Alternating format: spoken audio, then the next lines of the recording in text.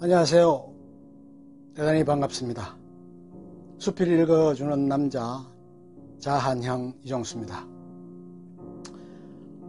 33번째 시간으로 이번 시간에는 7년의 밤이란 수필을 읽어드리도록 하겠습니다. 7년의 밤. 나는 내 아버지의 사형 집행인이었다. 7년의 밤은 이렇게 시작된다. 정유정 작가의 소설이다. 7년 동안 딸을 살해한 이에 대한 복수극을 펼쳐나가는 이와 맞서 아들을 지키려는 이의 대결과 갈등이 핵심이다. 7년 전 세령호라는 호수에서 치과에 쌓였던 오영재의 딸이 교통사고로 차에 받쳤다가 댐의 보안팀장 최연수에 의해 질식사를 당하고 호수에 버려진다. 최연수는 야구선수 출신이었는데 야구를 접고 새롭게 택한 일이 보안요원이었다. 12살의 아들을 데리고 세 식구가 사는 단란한 가족이었다. 동거인으로 최 팀장의 부하인 안성환이 같이 살았다. 시신을 수습한 최연수를 차를 몰고 일산에 갔다. 그리고 그곳에서 손상된 차량을 고치고 다시 등대마을로 돌아온다. 그는 어린 시절에 모든 집안의 기대를 한몸에 받고 자랐다. 아버지는 언제나 술을 마셨고 그렇게 술을 마신 후에는 현수를 때렸다. 모든 것의 원인은 현수였고 그로 인해 그는 아버지의 화풀이의 대상이 되었다. 수수밭에는 눈물이 있었다. 그 속에는 귀신이 산다는 속설이 있었다. 그리고 그 속에 사람의 신발을 던져 넣으면 그 귀신이 신발 주인을 끌어들여 죽음에 이르게 된다는 것이었다. 고교에 진학할 당시 스카우트가 와서 현수의 보수 재질을 보고 서울로 데려가라고 한다. 그리고 테스트를 하고 부모님을 뵈러 왔다. 아버지는 막무가내였다.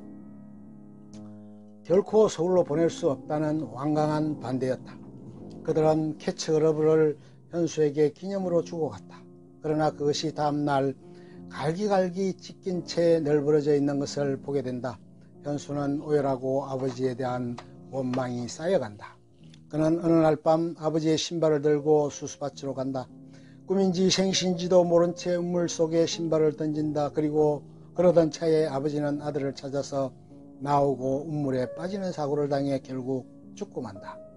현수는 2군 야구선수로 생활하던 중 아내를 만나 결혼을 하고 아들을 낳는다. 천금 같은 아들이었고 애지중지 길렀다. 은주와 현수는 초기에는 화기애애하게 잘 지냈으나 세령호 사건이 났을 때는 이미 파경에 가까울 정도로 불협화음이 심각해졌다.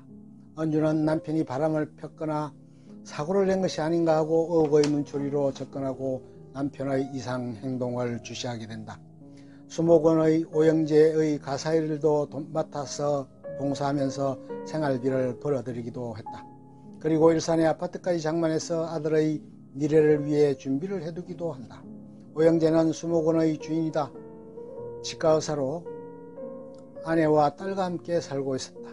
나라의 신부 화장 놀이를 하는 것을 못마땅히 여겨 질타를 하던 중에 딸이 촛대잔을 던지고 집을 뛰쳐나가자 그를 쫓아 나갔는데 그만 행방불명이 되었다. 이리저리 수소문을 하고 실종 신고까지 했지만 찾을 길이 없었다. 차츰 사건을 파헤치다 보니 현수가 범인인 것을 알게 되었다. 덫을 설치해서 현수를 다치게 하고 병원에 입원하기도 한다. 현수의 아들 서원을 납치해서 세령호 가운데 묶어놓고 물이 점점 차오르게 해서 익사를 시킬 작전을 세운다. 관제소에서 현수를 결박해놓고 서원이 죽어가는 모습을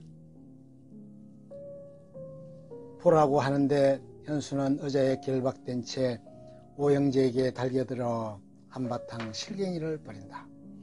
이런 와중에 성아는 호수 가운데 묶여있는 서원을 구출하고 관제소로 간다.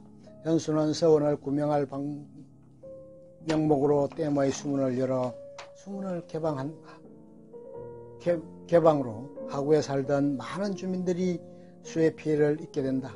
영재는 관제소에 나와 도망치던 중에 현수의 아내 은주를 만난다. 그는 은주에게 대한 살해 의도가 없었다. 그런데 은주가 야구방망이로 그의 허리를 가격하자 하는 수 없이 은주를 살해한다. 영재의 아내 문화영은 프랑스 파리로 영재의 추구역을 피해 달아난다.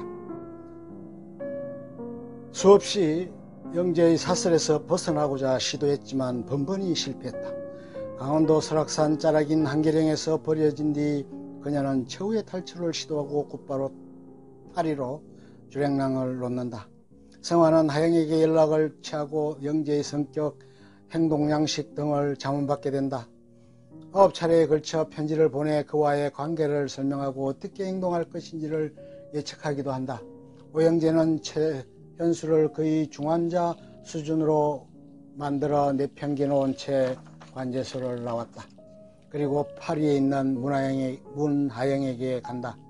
그녀도 몸이 아파 병원에 누워있는 상황인데 그가 나타난 것이다.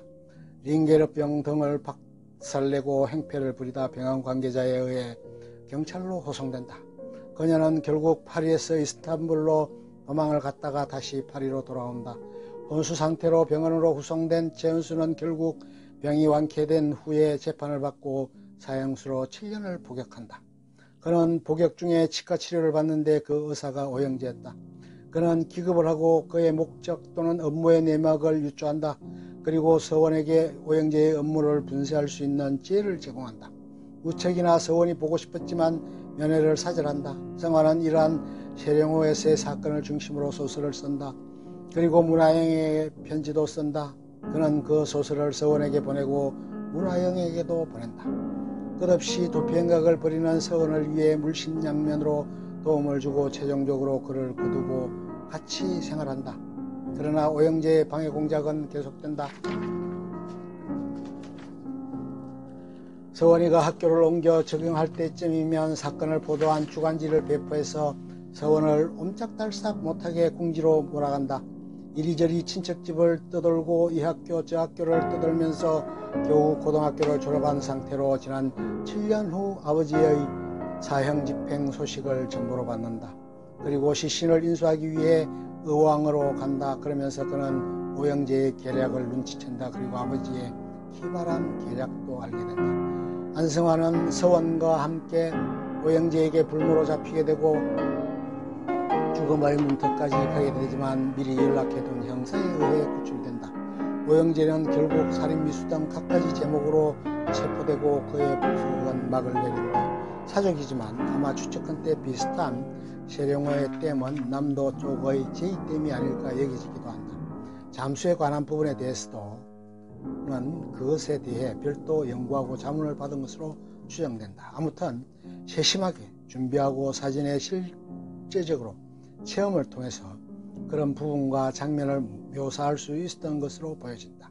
긴장감 넘치는 사건의 전개가 한시도 눈을 뗄 수 없게 만든 더빈력은 대단한 폭력으로 느껴진다. 여전사라는 이미지로 묘사되기도 했는데 그런 부분에 부족함이 없을 듯하다. 아무튼 오랜만에 속이 뻥 뚫리는 유쾌한 작품 하나를 감상하게 되었다. 이 작품은 영화화되어 출시되었다. 최연수 역의 유승용, 오영재 역의 장동건, 안성환 역의 송세벽, 최서원 역의 고경표, 은주 역의 문영희로 2017년에 개봉되었다. 정유정 작가의 계속적인 걸작의 출연을 기대하며 작가의 왕성한 필력에 의한 베스트셀러 행진과 더불어 계속 성성장구하시길 기원해본다. 끝. 좋으면 좋아요, 구독 눌러주세요. 감사합니다.